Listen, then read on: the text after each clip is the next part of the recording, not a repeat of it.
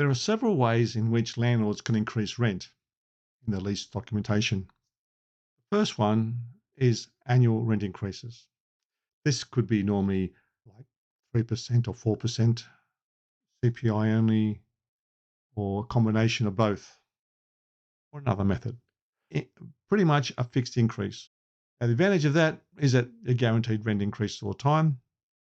You know what you're getting a revenue next month or next year, and the following year, every year, normally annual.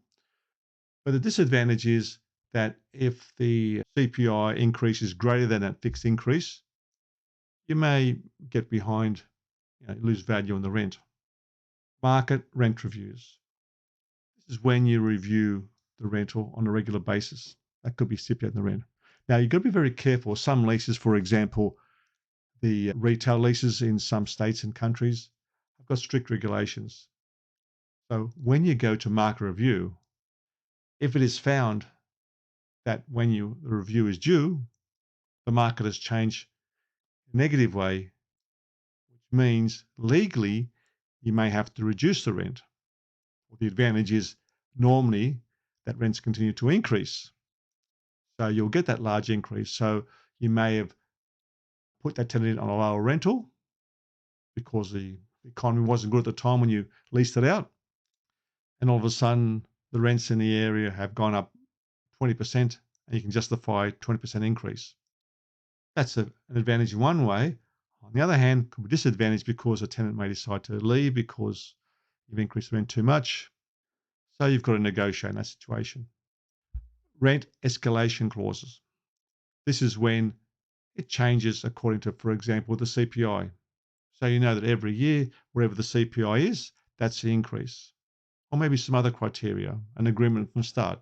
We'll have 3% one year, CPI the next year, CPI plus a fixed term, which is pretty common in large shopping centres. Next is a rent reopener clause. This allows landlords to renegotiate a lease in a certain period of time. Maybe it's a very good period and they're charging a high rent, and there's a prediction that things may soften up, or alternately, maybe a low period where you're trying to attract a tenant on a low rental on the condition that in 2 years' time review. And if things improve generally and you feel as though that the tenant can afford to pay higher rent and the current market rental in the area justifies it, well, you've got the power to increase the rent. So if it's in the lease, you can do that. Another one is increasing services. Maybe you may upgrade the building, you may have extra bathrooms and kitchens, extra parking, extra services like NBN or extra NBN or some sort of change which makes it more attractive, improves the enjoyment of the tenant. So you may be able to adjust. You might say, listen, well, the tenant says, well, listen, I like new bathrooms and I like some more parking. Can you build us this or build us that or extend this or extend that? You can say, well, I'll do that on the condition that we increase the rent by X% per year for the term of the lease. So it could be a win-win for both situations. It is important to note that the best method for increasing rents will depend on the specific circumstances for each property and obviously the current market economic conditions.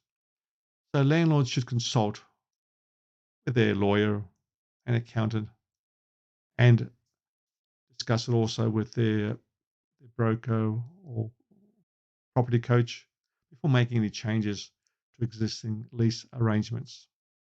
I'd like to hear comments. Please leave them below.